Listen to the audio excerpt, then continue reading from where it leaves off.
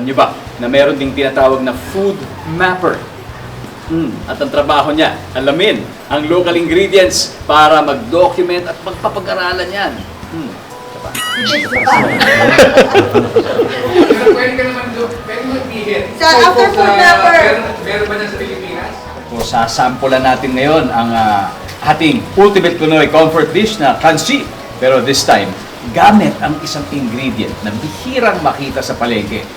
Recommended by Mr. Localpedia himself, John Sherwin Felix. Hey John, welcome to Yes, Amazing Earth. Magandang umaga, Ding Dong. Yes, magandang umaga rin sa'yo. Oh, magandang gabi sa ating mga manonood.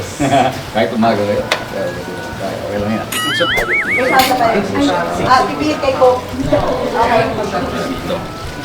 Yan ay alibang ba? Sa Sa Cubao, merong bar na May alibang. sasya na lang. Pang-bangali na ngayon yun. Hit ko lang si...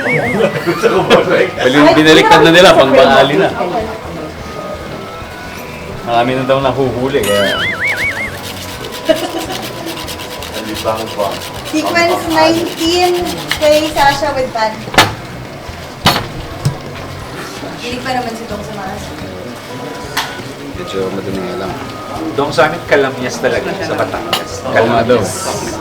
Next week, tuloy-tuloy pa rin ang mga makulay pero mabangis na kwentong amazing tungkol sa wildlife ng Africa.